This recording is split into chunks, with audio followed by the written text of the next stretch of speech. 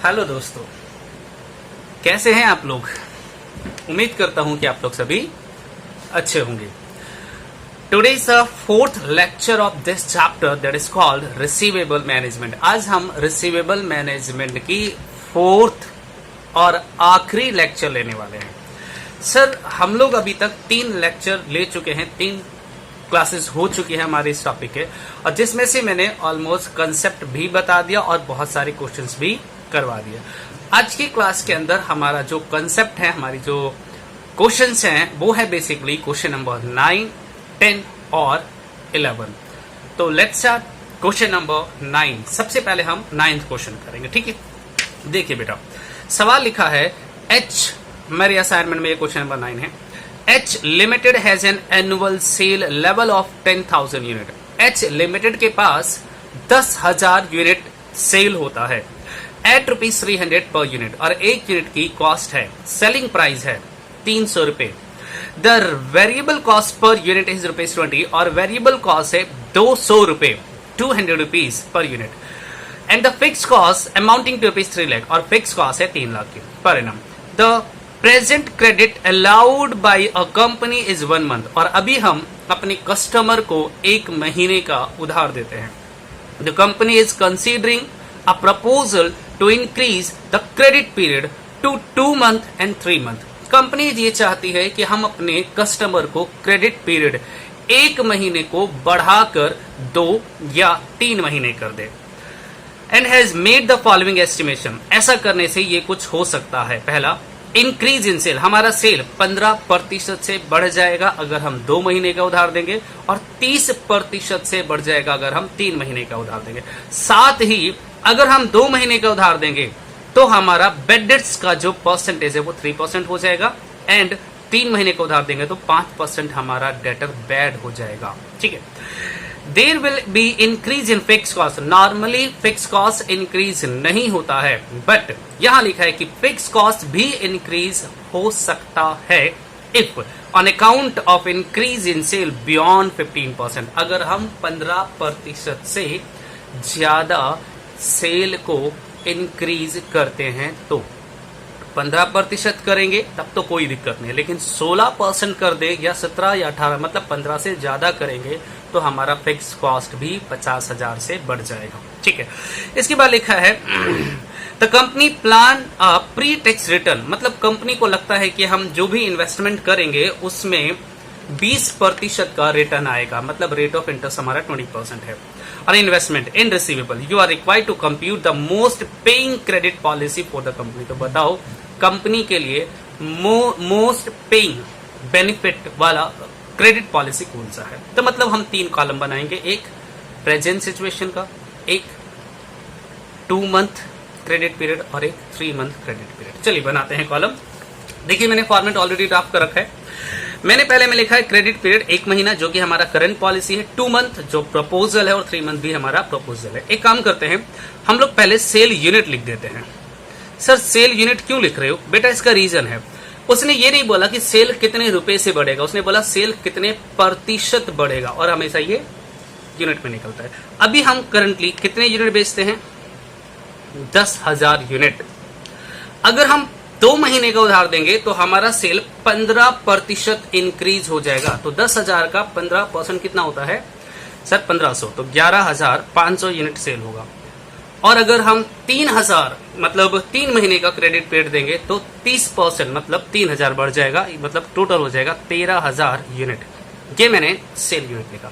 उसके बाद सारा पैटर्न सेम जैसे आप करते हो। क्या करते बताओ sir? Sales at the rate of 300 given है, इसमें से माइनस करेंगे वेरिएबल कॉस्ट, ये हमें गिवन है 200 रुपीज, और जब हम इन दोनों को माइनस करेंगे तो ये कहलाता है कंट्रीब्यूशन, दैट इज ए। ऐसे निकालते थे हम लोग, शायद आपको याद होगा, हम लोग ऐसे ही निकालते थे।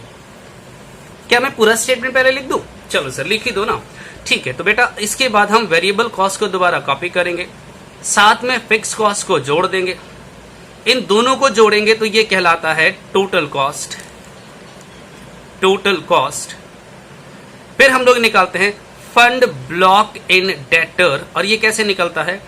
Total cost multiply by credit period divided by 12, month है इसलिए हम 12 लिखेंगे। ये क्या निकलेगा? Fund block in debtor. फिर हम लोग निकालते हैं cost of fund block in debtor. Cost of fund block in debtor, sir ये कैसे निकलता है? तो हम लोग निकालते थे fund block in debtor multiply by percentage, और मेरे सवाल में कितने परसेंट गिवन है? 20%। ठीक है, इसके बाद यहां तक इसको हम लोग बी नाम देते थे अभी तक, बट इसमें एक और फर्दर एक्सपेंस दे रखा है, कॉस्ट गिवन है, दैट इज कॉल्ड गंदे debtor, bad debts according to situation. मेरे सवाल में 1, 3 और 5% लिखा है। ठीक है, 1% मैं चलो लिख देता हूं, 1%, एक जगह 3% और एक जगह 5% हमें क्या होगा? बैड डेट्स होगा। ठीक है, इन दोनों को जोड़ेंगे तो हम कहेंगे टोटल कॉस्ट। आप इसे total cost in fund block in debtor कह सकते हो, और इसे मैं बोलूंगा बी। अब ए और बी को माइनस करेंगे तो क्या निकल जाएगा? सरप्लस। आपको दिख रहा है? ये देखो सरप्लस। अगर ए और बी को माइनस करेंगे तो क्या निकल जाएगा? सरप्लस। और यही हमें ये डिसाइड करके बताएगा कि हमें कितने महीने का क्रेडिट पॉलिसी को बनाना चाहिए। चलिए ठीक है सर, चलिए ना एक काम करते हैं, पहले हम 1 महीने का बनाते हैं, फिर उसको कॉपी करके 2 महीने का और 3 महीने का बनाएंगे। 10,000 यूनिट 300 रुपीज के हिसाब से कितना आएगा? 30 लाख, 30 लाख। मल्टीप्लाई कर लेना। ठीक है, 200 के हिसाब से 20 लाख आएगा। माइनस कर देंगे तो ये हो गया 10 लाख। ये तो बहुत ही आसान है सर कंट्रीब्यूशन निकालना। वेरिएबल कॉस्ट यहां से कॉपी करेंगे, 20 लाख का गिवन है मैं ऑलरेडी, वही कॉपी करेंगे। फिक्स कॉस्ट मेरा सवाल खुद कहता है कितने का है? 3 लाख रुपए का है। तो अगर हम इनको जोड़ दें तो ये आ जाएगा 23 lakh, that is called total cost. अब फंड ब्लॉक इन डेटर कैसे निकालते हैं? Total cost multiply by credit period divided by 12। तो 23 lakh multiply by 1 divided by 12, ये आया मेरे पास कितना है सर? 1,91,667, 1,91,667 ये आ रहा है। Cost of fund block in debtor, तो इसका 20% निकालेंगे। फंड ब्लॉक इन डेटर का 20% निकालेंगे, तो मैं सीधा इसका 20% निकालता हूं। ये आ गया मेरे पास 38,333, 38,333। बेड डेट्स कितना है जी? 1%। तो सेल कितना हमारे पास? 30 लाख का 1%। सर 30 लाख का 1% कितना होता है? तो बेटा ये आता है 30,000 रुपए, 30,000। और इन दोनों को अगर जोड़ लें, इन दोनों को अगर हम जोड़ेंगे तो ये कहलाएगा 68,333। चेक कर लो एक बार कैलकुलेशन, अगर किसी को कोई दिक्कत है तो। इसके बाद हम ए में से बी को माइनस करेंगे, तो 10 लाख माइनस 68,333, दैट इज 9,31,000, 9,31,667। पहले बताओ यहां तक कोई दिक्कत है? कितना आसान था यार, ये तो बहुत ही ज्यादा आसान है। अब आइए दूसरा 2 मंथ का हम निकाल के देखते हैं। तो सर यूनिट कितना है? 11,500 मल्टीप्लाई बाय 300, 11,500 मल्टीप्लाई बाय 300, ये आ गया हमारा 34,50,000। 11,500 इंटू 200 करेंगे तो ये आ जाएगा 23 लाख, 23 लाख। इनको माइनस करेंगे आ जाएगा 11,50,000, कोई दिक्कत नहीं है सर। वेरिएबल कॉस्ट कॉपी करेंगे 23 लाख। फिक्स कॉस्ट उसने बोला कि 15% तक इंक्रीज होगा तो उसमें कोई चेंज नहीं होगा, तो यहां तो 15% ही बढ़ा, कोई दिक्कत नहीं, यहां 3 लाख ही हम कॉपी करने वाले हैं। माइनस कर देंगे अगर हम, सॉरी इन दोनों को प्लस करेंगे, ये आ गया 26 लाख। निकालिए सर क्रेडिट पीरियड कैसे निकालते हैं? 26 lakh multiply by 2 month divided by 12, तो मल्टीप्लाई बाय 2 डिवाइडेड बाय 12, ये आ गया कितना है ये? 4,33,000, 4,33,333। ओके सर, इसका 20% निकालो ना, तो बेटा इसका हम 20% अगर निकालते हैं तो ये आ रहा है 86, कितना है भाई? हाँ 86,667। बेड डेट्स कितने परसेंट है? 3%। तो सेल का 3% ध्यान रखना, सेल हमें गिवन है 34,50,000, तो 34,50,000 का 3% आएगा 10,3500। जरा टोटल जरा चेक कर लो, तो प्लस करेंगे 86,667, 1,90,167, 1,90,167। यहां तक दिक्कत हो तो बताओ।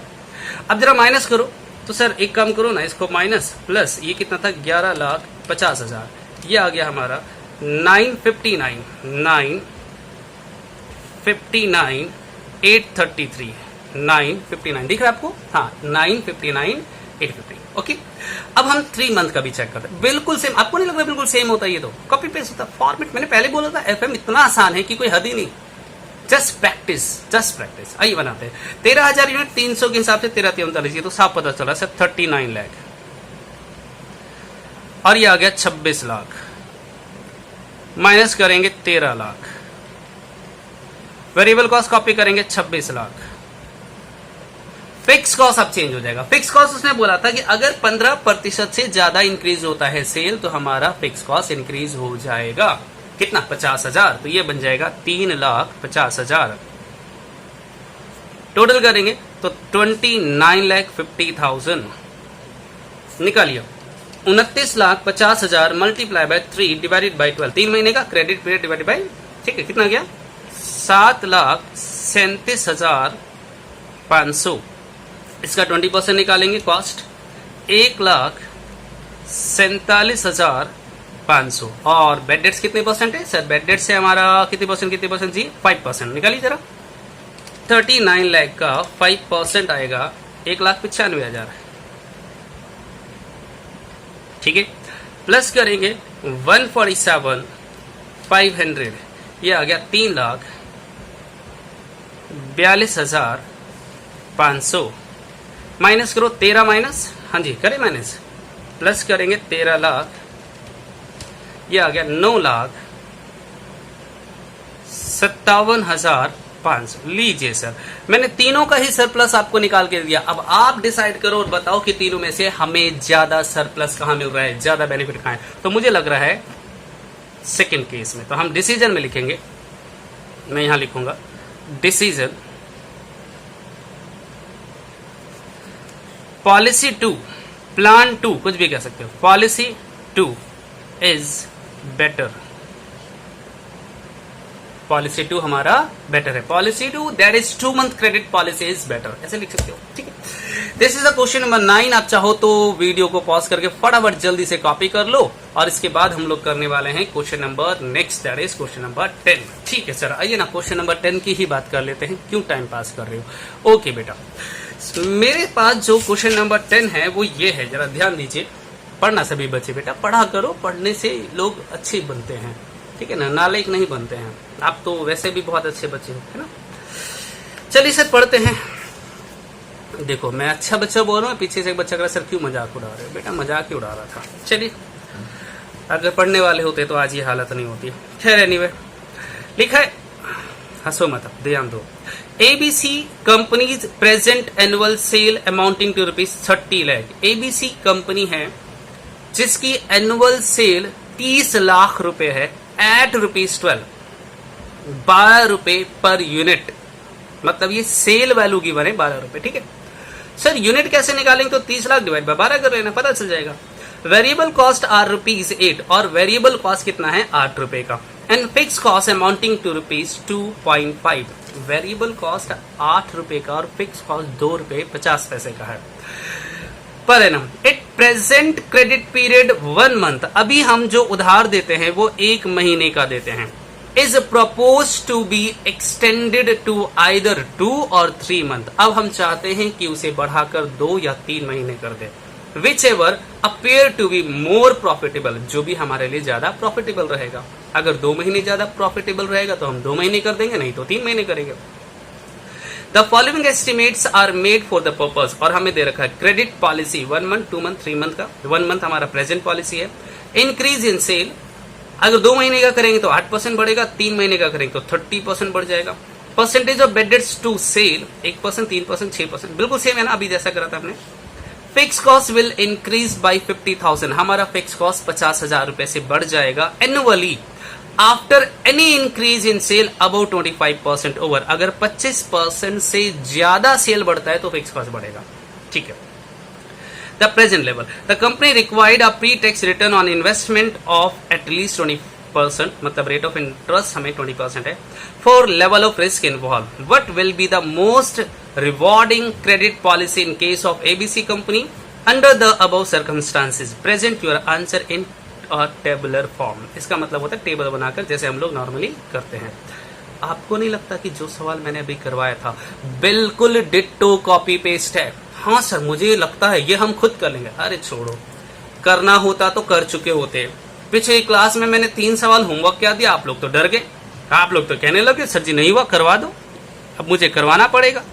देखो अब मत बोलो कि हम कर लेंगे, दिया था तुम्हें टाइम करने के लिए। सबसे पहले हम लोग सेल यूनिट लिख देते हैं। सेल यूनिट, करंट में हमारा सेल यूनिट कितना है सर? सेल यूनिट है, अब देखो पॉइंट में लिखना चाहो तो पॉइंट में लिख सकते हो, नहीं तो आप क्या कर सकते हो पूरे लैक्स में अमाउंट लिख सकते हो, उससे कोई फर्क नहीं पड़ेगा। ठीक है बेटा, ठीक है सर, आप जैसा करना चाहो। मेरा मानो अगर तो मैं तो चाहता हूं कि अमाउंट पॉइंट में ना लिखा जाए, क्योंकि पॉइंट में लिखने से कहीं ना कहीं राउंड ऑफ में दिक्कत हो जाती है। ठीक है, ठीक है सर, जैसी आपकी मर्जी। तो देखो 30 लाख रुपए का हम लोगों ने सेल किया 12 रुपए के हिसाब से, तो यूनिट कितने हुए? तो 30 लाख डिवाइडेड बाय 12 कर दो। तो मैं करने वाला हूं 30 लाख डिवाइडेड बाय 12, ये आया बेटा 2,50,000। अभी करंट पॉलिसी में जो हम सेल कर रहे हैं वो 2,50,000 यूनिट है। अगर हम 2 महीने का क्रेडिट पॉलिसी अडॉप्ट करते हैं तो हमारा सेल 8% से बढ़ जाएगा। तो 2,50,000 में अगर हम 8% जोड़ दें तो ये बन जाता है 2,70,000। फिर कहता है 30% बढ़ जाएगा अगर 3 महीने का करें। तो एक काम करो ना, 2,50,000 में 30% जोड़ के बताओ, तो सर ये 3,25,000 यूनिट बिक जाएगा अगर हम 3 महीने का क्रेडिट पॉलिसी अलाउ करेंगे तो। ठीक है सर, ओके सर, आइए ना टेबल बना लेते हैं स्पीड में। सेल दिखाएंगे एट द रेट ऑफ 12 रुपए बोला था, माइनस करेंगे वेरिएबल कॉस्ट, ये एट द रेट ऑफ 8 रुपए बोला था। इन दोनों को माइनस करेंगे तो ये आ जाएगा कंट्रीब्यूशन, जिसे हम लोग ए से इंडिकेट करते हैं। ठीक है, फिर हम लोग वेरिएबल कॉस्ट को कॉपी कर देंगे, फिर उसमें फिक्स कॉस्ट को जोड़ेंगे, इसको हम लोग नाम देंगे टोटल कॉस्ट।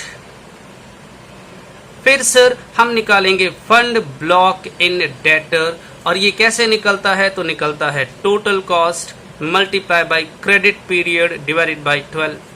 फिर हम लोग निकालेंगे cost of fund block in debtor. Sir ये कैसे निकालते हैं? तो हम निकालते हैं fund block in debtor multiply by जो भी इसका परसेंटेज होगा, और साथ में अब हम इसमें जोड़ देंगे फर्दर बैड डेट्स, और इन दोनों को जोड़कर हम बोलेंगे टोटल कॉस्ट। ठीक है, और जिसे हम लोग बी के नाम से डिनोट करते हैं, और फिर इन दोनों को माइनस करेंगे और उसे नाम देंगे सरप्लस। दिख रहा है जी? हाँ सर, सरप्लस। और ये कैसे निकालेंगे? ए माइनस बी, और यही डिसाइड करेगा कि हमें 1 महीने का पॉलिसी क्रेडिट पॉलिसी अप्लाई करना है, 2 महीने का क्रेडिट पॉलिसी अप्लाई करना है, या 3 महीने का। ठीक है, ठीक है सर, आइए पहले प्रेजेंट पॉलिसी को सॉल्व करते हैं। 2,50,000 इंटू 12 वही 30 लाख, अभी अभी जस्ट हम लोगों ने डिवाइड करा था, अब मल्टीप्लाई कर रहे हैं। ठीक है, 2,50,000 इंटू 8 कर लेते हैं, तो 2,50,000 इंटू 8 सर 20 लाख आया ये तो कंट्रीब्यूशन आ गया 10 लाख। वेरिएबल कॉस्ट हम कॉपी कर लेते हैं 20 लाख। फिक्स कॉस्ट हमें ऑलरेडी गिवन था, कितना गिवन था सर? कहाँ गया जी? 2.5 lakh. Fix cost amounting to rupees 2,50,000, हाँ 2.5 लाख, 2,50,000। टोटल कॉस्ट हो गया 22,50,000।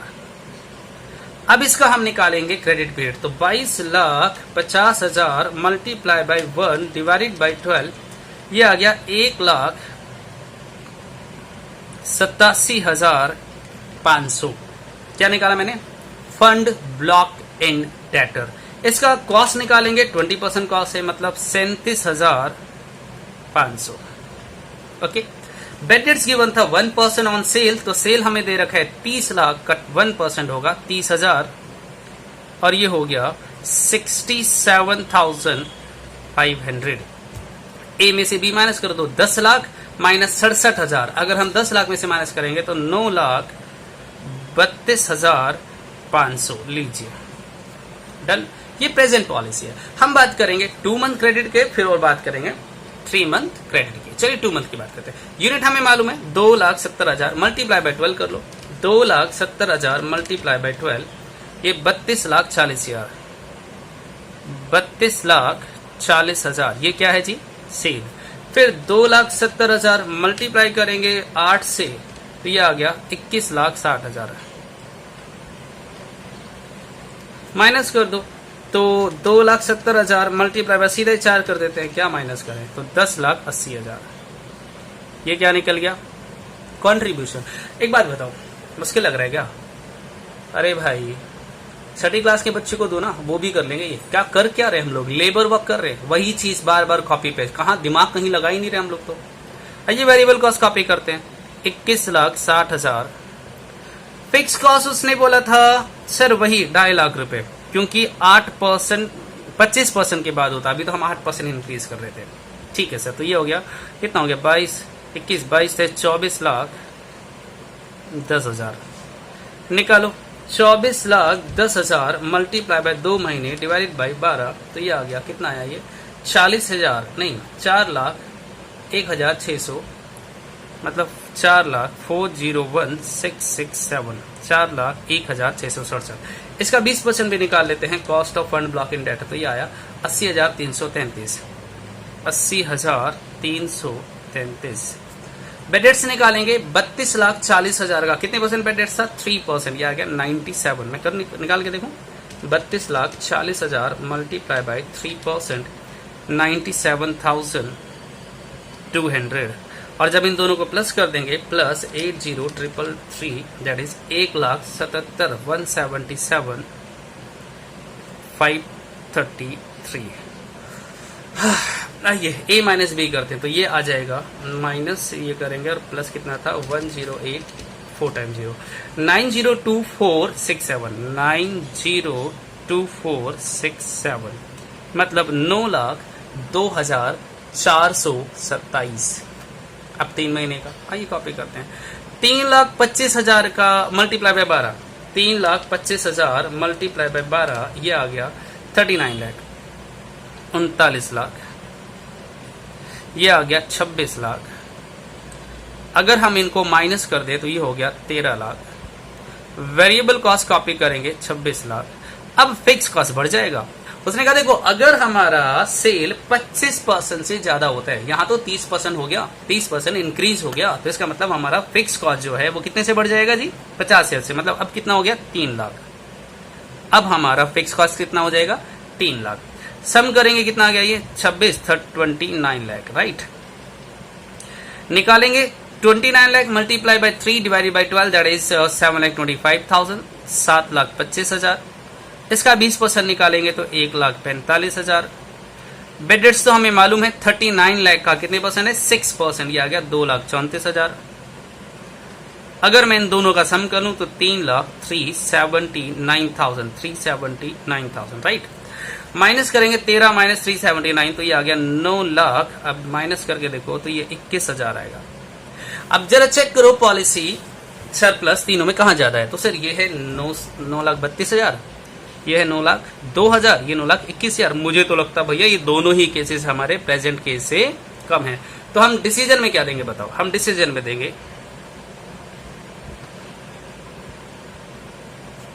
हम लिखेंगे proposal of 2 month and 3 month should not be accepted। मतलब दोनों ही एक्सेप्ट नहीं करेंगे भैया, ना 2 महीने वाला एक्सेप्ट करेंगे और ना ही 3 महीने वाला। हम बोलेंगे जो प्रेजेंट केस हमारा चल रहा है उसी को चलते रहने दो, उसको चेंज नहीं करेंगे, ठीक है। आइए अब हम बात करते हैं नेक्स्ट आखिरी सवाल के बारे में। क्वेश्चन नंबर है 11।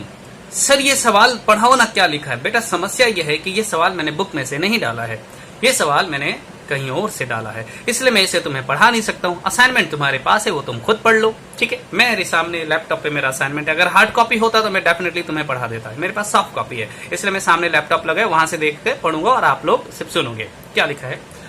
Surya industry limited is marketing all its product through a network of dealer. Surya limited एक कंपनी है जो अपनी सारे प्रोडक्ट को मार्केट करती है नेटवर्क डीलर से।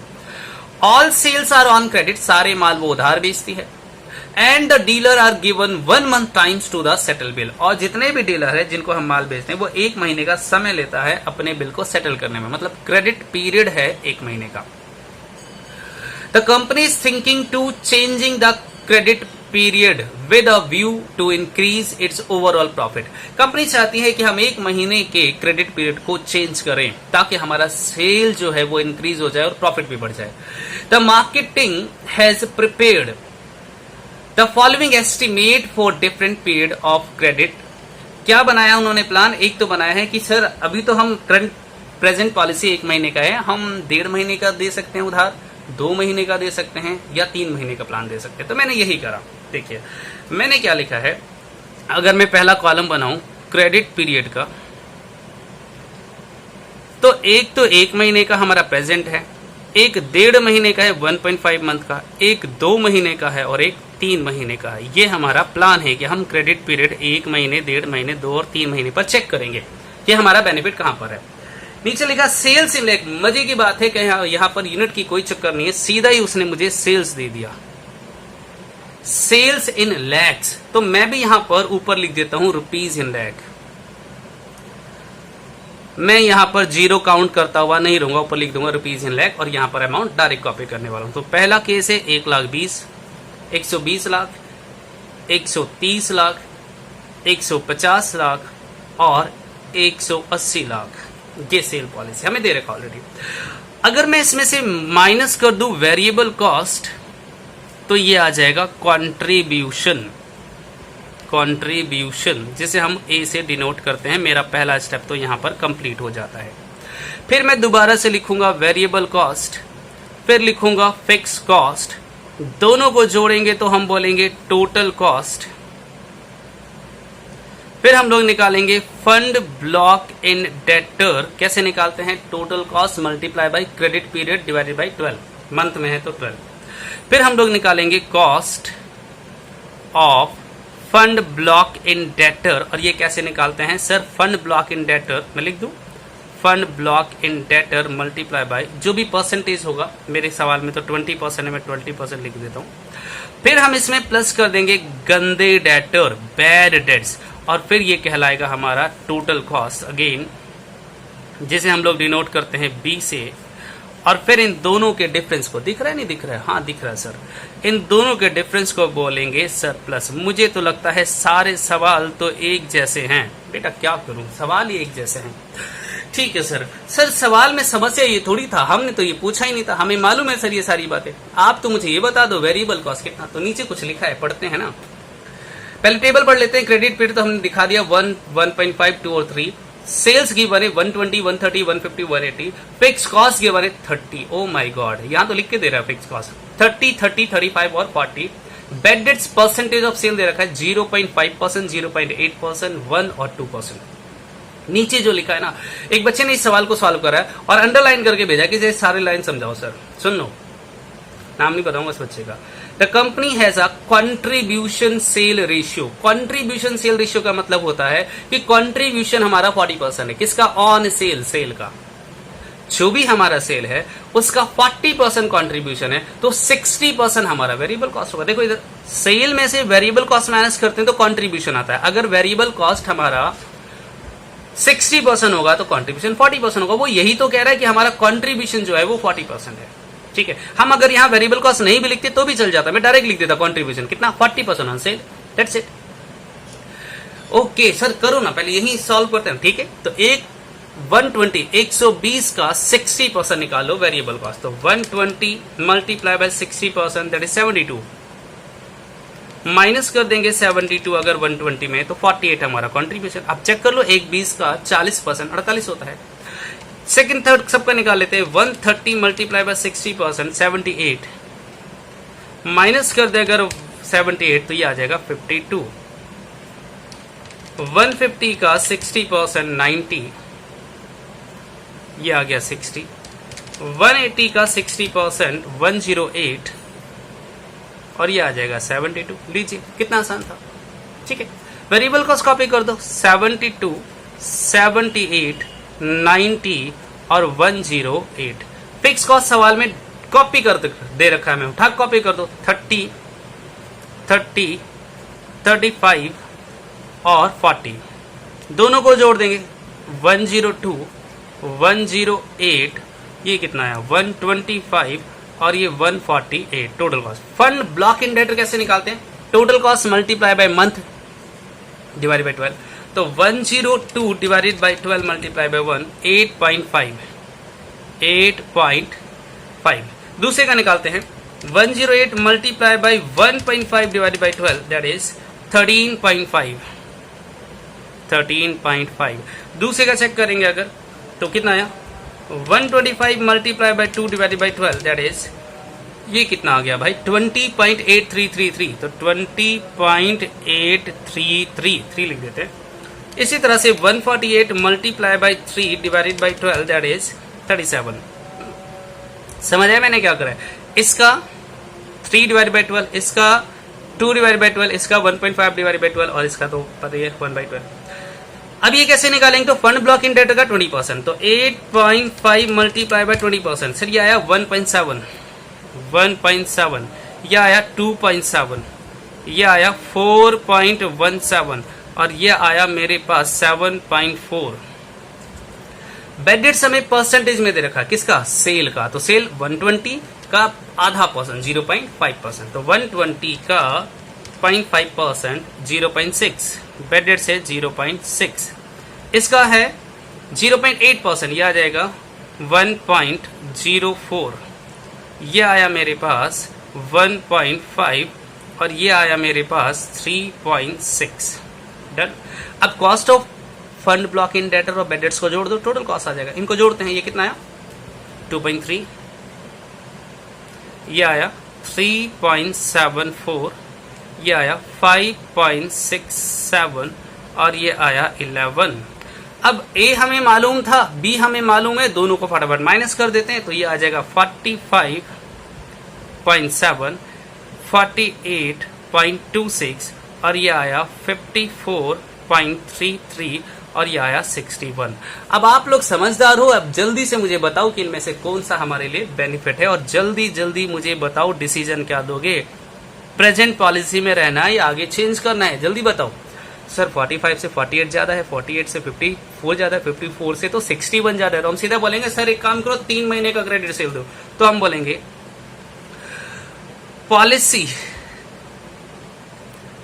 3 दैट इज 3 month credit